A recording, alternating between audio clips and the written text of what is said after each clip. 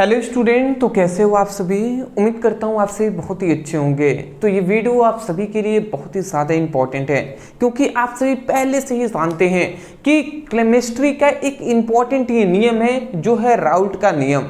तो आज के इस वीडियो में राउल्ट का नियम क्या होता है इसको डिटेल में एक्सप्लेन करेंगे हम। अब मैं आपको विश्वास दिलाता हूं, यदि आपने फोकस के साथ समझे तो आपको वीडियो में ही ये जो नियम है याद हो जाएगा। तो चलिए दोस्त, बिना देर किए वीडियो को शुरू करते हैं। चलिए, द्रव विलयन के लिए राउल्ट का नियम। अब राउल्ट का नियम क्या है समझिएगा। किसी निश्चित ताप पर द्रव विलयन में उपस्थित किसी घटक का आंशिक वाष्प दाब उस घटक के मोल प्रभाज के समानुपाती होता है। अब चलिए जी समझ लेते हैं। यहाँ पे राउल्ट का जो नियम है सिंपल सा आपको समझ में आ जाएगा। वो क्या है समझिएगा। ठीक है जी, निश्चित ताप पर द्रव विलयन में उपस्थित किसी घटक का। अब इसको अच्छा, नियम आपको याद तो नहीं हुआ होगा, मैं आशा करता हूँ नियम आपको याद नहीं हुआ होगा। कोई दिक्कत नहीं है, नियम अब याद करेंगे। पहले थोड़ा सा 2 मिनट आप समझने पर फोकस कर सकते हैं ना। बिल्कुल कर सकते हैं, तो कर सकते हैं। तो देखिए, आपको नियम भी मैं प्रॉमिस करता हूँ याद हो जाएगा यहीं पे। देखिए, एक हमने बर्तन ले लिया। अब इस बर्तन में विलयन को हमने घोला हुआ है। इस बर्तन में हमने क्या घोला है जी, इस बर्तन में हमने विलयन को भरा हुआ है। विलयन। अब विलयन के 2 घटक होते हैं, एक होता है विलेय, एक होता है विलायक। जैसे अगर विलयन बनाना हो, ठीक है ना, तो एक चाहिए आपको विलेय और एक चाहिए आपको विलायक। ये 2 चीजों अगर रहेंगे तभी जाकर विलयन बनेगा। जैसे कि विलेय मतलब जैसे कि चीनी और विलायक मतलब जैसे कि पानी। तो जब चीनी और पानी मिलेंगे तभी जाकर तो विलयन बनेगा, मतलब शरबत बनेगा। शरबत बनेगा तो शरबत एक विलयन हो जाएगा। तो यही कह रहे हैं कि विलयन है, विलयन का मतलब कि विलेय और विलायक होंगे। तो मैं ये कह रहा हूँ कि एक हम ऐसा विलयन ले लेते हैं जिसमें जो हमारा जो विलेय है ना, जो विलेय है, मान लेते हैं विलेय है A और विलायक है V, और ये दोनों मिलकर विलयन बने हैं। तो हम ये कह रहे हैं कि विलेय भी हम द्रव ही ले लेते हैं, ठीक है ना। विलेय भी हम द्रव ले लेते हैं और जो विलायक है वो भी हम द्रव ले लेते हैं, ठीक है ना, द्रव। जैसे कि मैं आपको कहूँ, विलयन का मतलब जैसे कि इसमें हमने पानी घोला हुआ है, जैसे कि विलायक मतलब पानी को हमने ले लिया है, ठीक है ना, द्रव। पानी, विलायक मतलब पानी क्या है, द्रव है ना, तो द्रव हमने ले लिया। और जैसे शराब भी एक द्रव ही तो है, लिक्विड अवस्था में है, तो वो भी हमने ले लिया। तो इस तरीके का होना चाहिए। चीनी नहीं, चीनी एक ठोस पदार्थ हो जाएगा, द्रव वाला पदार्थ लेना है, जैसे कि शराब और पानी का मिश्रण। तो यही हम कह रहे हैं जी। तो इतनी बात आप समझ गए ना। तो शराब और पानी का मिश्रण एक एग्जाम्पल आप ले सकते हैं। तो ऐसा ये किस तरीके का विलयन है, तो द्रव विलयन ये है। हम क्या कह रहे हैं, ये क्या है, द्रव, ये है द्रव विलयन। तो यहाँ पे हमसे यही पूछा जा रहा है, द्रव ये विलयन है। तो मैं आपसे 2 चीजें पूछूंगा केवल। सबसे पहले बताइए, ये द्रव विलयन है, तो मान लेते हैं A घटक का आंशिक वाष्प दाब। जो A घटक यहाँ पे दिखाई दे रहा है, तो A घटक का आंशिक वाष्प दाब मैं मान लेता हूं कि XA है, ठीक है ना। सॉरी, आंशिक वाष्प दाब है ना, S को मैंने मान लिया कि PA है, ठीक है। ये बताइएगा कि जो हमारा, ठीक है, जो हम कह रहे हैं कि ये जो A घटक है इसका आंशिक वाष्प दाब PA है। तो ये बताइए B घटक का आंशिक वाष्प दाब क्या होगा। तो आप कहेंगे सर कि PB हो जाएगा। यदि A घटक का आंशिक वाष्प दाब PA है तो B घटक का आंशिक वाष्प दाब क्या हो जाएगा, PB हो जाएगा। बिल्कुल सही बात है। उसके बाद मैं कह रहा हूं कि जो A घटक का मूल प्रभाज है, मूल प्रभाज, इसको मैं कह रहा हूं कि मूल प्रभाज XA है, ठीक है। A घटक का मूल प्रभाज XA है, तो B घटक का मूल प्रभाज क्या हो जाएगा, तो आप कहेंगे XB हो जाएगा। यही ना कहेंगे जी, बिल्कुल कहेंगे। तो राउल्ट ने अपने नियम में हमें यही बताया, राउल्ट का नियम, राउल्ट के नियम से राउल्ट ने हमें यही बताया ना, राउल्ट ने हमें यही बताया कि जो यहाँ पे ये जो विलयन है इसका ताप क्या होना चाहिए, स्थिर होना चाहिए। ताप क्या होना चाहिए, स्थिर होना चाहिए। तो हमसे यही कहा गया कि स्थिर ताप पर द्रव द्रव विलयन, समझ रहे हैं ना, स्थिर ताप पर द्रव द्रव विलयन में उपस्थित किसी भी घटक का, इन दोनों में से किसी भी घटक का आंशिक वाष्प दाब, किसी भी घटक का आंशिक वाष्प दाब जो Pa है वो उसी घटक के मूल प्रभाज के, उसी घटक के मूल प्रभाज के समानुपाती होता है। तो यही तो हमें बताया गया जी, यही तो बताया गया। मान लेते हैं ए घटक का अगर हम आंशिक वाष्प दाब ले रहे हैं तो ए ही घटक का मूल प्रभाज लेंगे, और यदि हम मान लेते हैं कि बी घटक का यदि हम आंशिक वाष्प दाब ले लेते हैं Pb, तो बी घटक के ही मूल प्रभाज हम लेंगे, मूल प्रभाज के ही समानुपाती होगा। समझ रहे हैं? तो ये बातें हैं जी। तो अब बताइए, पहले आपको नियम याद हुआ या नहीं?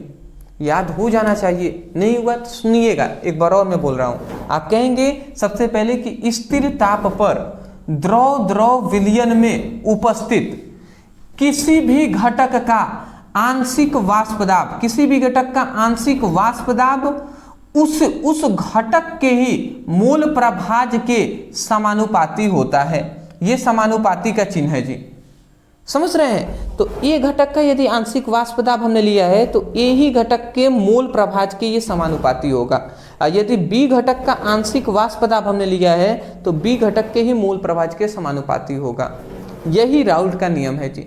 और यही बात यहाँ पे लिखा गया है कि किसी निश्चित, स्थिर ताप कहें या निश्चित कहें, तो किसी निश्चित ताप पर द्रव द्रव विलयन में उपस्थित किसी घटक का आंशिक वाष्प दाब उस घटक के मूल प्रभाज के समानुपाती होता है। किसी घटक का आंशिक वाष्प दाब उस घटक के ही मूल प्रभाज के समानुपाती होता है। यही हमसे कहा गया। तो आशा करता हूं कि अब जो ये नियम है आपको याद हो गए होंगे। नियम बनाने के बाद ये फिगर बनाकर यहाँ तक ये द्रव द्रव विलयन नीचे जरूर लिखेंगे। ये जो लाइन है ये आप ऐसे नहीं लिखेंगे, अच्छे से एक्सप्लेन करके लिखेंगे, जो कि हम यहाँ पर लिख रहे हैं। कैसे लिखेंगे ध्यान से समझेंगे। आप लिखेंगे सबसे पहले कि जो ए घटक का आंशिक वाष्प दाब, ऐसे लिखेंगे ए घटक का आंशिक वाष्प दाब, तो ए घटक का आंशिक वाष्प दाब Pa, तो इसी प्रकार लिखेंगे बी घटक का आंशिक वाष्प दाब Pb, ए घटक का आंशिक वाष्प दाब Pa, तो बी घटक का आंशिक वाष्प दाब Pb। इसी प्रकार फिर से हम क्या लिख देंगे, इसी प्रकार लिख देंगे कि ए घटक का मूल प्रभाज Xa, तो बी घटक का मूल प्रभाज Xb। तो हम यही लिखेंगे कि ए घटक का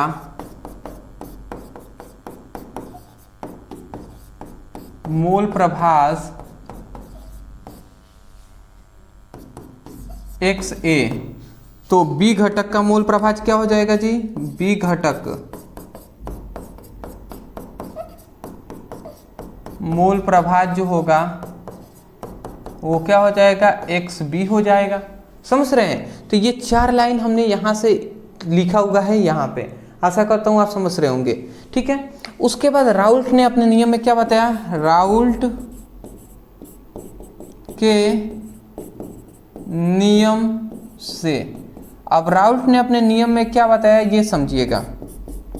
राउल्ट ने हमें यही बताया कि ए मतलब ए घटक का जो आंशिक वाष्प दाब होता है वो ए ही घटक के मूल प्रभाज के समानुपाती होता है। राउल्ट के नियम के अनुसार जो Pa है, Pa वो Xa के, यहाँ पे Xa होगा, सॉरी यहाँ पे Xa होगा, ये B लिख दिए थे क्या, Xa, ठीक है ना। तो यहाँ पे हम क्या लिख देंगे, Pa मतलब स्थिर या निश्चित ताप पर द्रव द्रव विलयन में उपस्थित किसी भी घटक का आंशिक वाष्प दाब, किसी भी घटक का आंशिक वाष्प दाब उसी घटक के मूल प्रभाज के, उसी घटक के मूल प्रभाज के समानुपाती होता है। तो ये उन्होंने बता दिया। फिर से यदि हम बी घटक के लिए निकालें तो बी घटक का जो आंशिक वाष्प दाब है वो बी घटक के ही मूल प्रभाज के समानुपाती होता है। तो ये हो गया जी। अगर हम इसको थोड़ा सा आगे बढ़ाते हैं तो ये क्या हो जाएगा, पी ए इक्वल टू समानुपाती का चिन्ह हटता है, इक्वल का चिन्ह आता है। तो यहाँ पे एक नियतांक आता है जो है P A not into X A. यहाँ पे इसके लिए क्या आ जाता है, पी बी इक्वल टू, ये समानुपाती का चिन्ह हटता है तो यहाँ पे नियतांक आता है P B nought into X B, ये आता है जी। तो यही हमारा मेन फॉर्मूला हो गया। अब समझिएगा यहाँ पे ये जो निकला हुआ है ये हमारा वाष्प दाब निकला है। तो ये किसका निकला, ये जो द्रव विलयन है जो ए घटक है उसका आंशिक वाष्प दाब है, और ये जो यहाँ पे बी घटक है इसका आंशिक वाष्प दाब है। तो अगर हमें विलयन का आंशिक वाष्प दाब चाहिए तो ए और बी दोनों का वाष्प दाब को जोड़ लेंगे। तो हम यहाँ पे लिखते हैं तब कुल वाष्प दाब। तो यहाँ पे हम क्या लिखेंगे जी, तब, तो यहाँ पे हम क्या लिखेंगे, तब कुल वाष्प दाब। तो कुल वाष्प दाब के लिए हम क्या कर देंगे, कुल वाष्प दाब को P लिख देते हैं। तो कुल वाष्प दाब के लिए PA और PB को जोड़ देंगे तो कुल वाष्प दाब निकल जाएगा।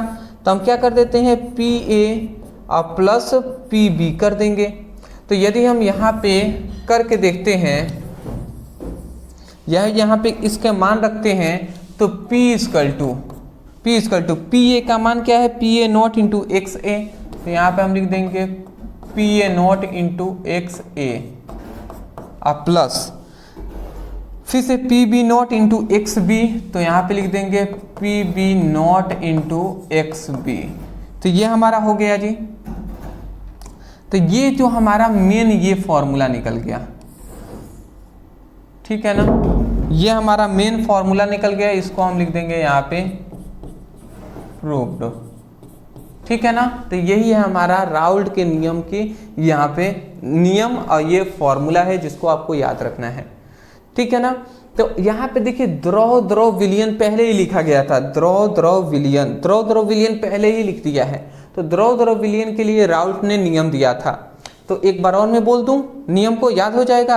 आप लिखेंगे कि स्थिर ताप पर द्रव विलयन में उपस्थित किसी भी घटक का आंशिक वाष्प दाब उस घटक के मोल प्रभाज के समानुपाती होता है। किसी भी घटक का जो आंशिक वाष्प दाब है उस घटक के ही मोल प्रभाज के समानुपाती होता है। यही बात यहाँ पे लिखा गया है। तो ये जो है ना, ये लाइन नहीं लिखेंगे, मैं इसको इरेज कर दे रहा हूँ, ठीक है। हो सकता है आप लिख भी दें भूल चूक से, तो ये नहीं लिखेंगे। आप लिखेंगे क्या, पहले ये नियम लिखेंगे, फिर ये साइड में फिगर बना लीजिएगा, यहाँ से लिखते हुए यहाँ तक आप लिख देंगे, आपका काम कंप्लीट हो जाएगा। मैं आशा करता हूँ कि स्टूडेंट जो भी हैं वो समझ गए होंगे। अदरवाइज वीडियो पसंद आ रहा है तो वीडियो को लाइक करने के साथ साथ चैनल पर नए होंगे चैनल को ज़रूर सब्सक्राइब कीजिएगा। और यदि आप सीरियस हैं क्लास 12th का फिजिक्स और केमिस्ट्री की अच्छे तरीके से स्टडी करने के लिए डिस्क्रिप्शन बॉक्स में हमने लिंक दे दिया है, उस पर जाइए, क्लिक करके और सीक्वेंस वाइज अपनी क्लासेस को पढ़ाई कीजिए। केमिस्ट्री पे क्लिक करेंगे आपको सभी वीडियो मिल जाएंगे चैप्टर वाइज। चलिए स्क्रीनशॉट ले लीजिए।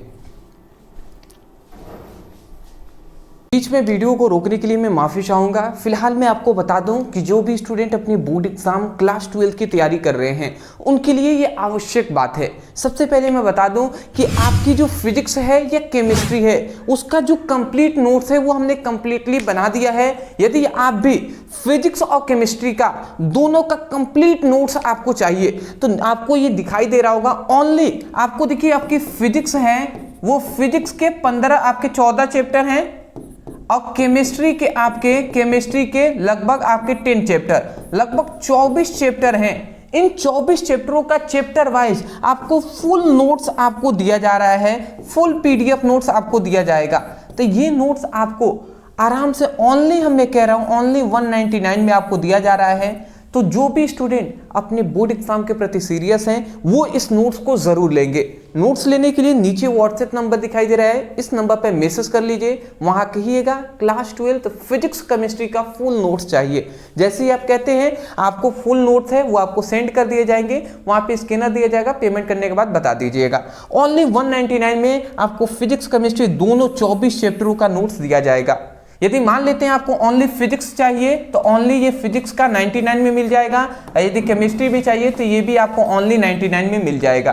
तो एक भी आप कोई भी ले सकते हैं। तो चलिए दोस्त, नीचे नंबर है, आप मैसेज कर लीजिए। Thank you.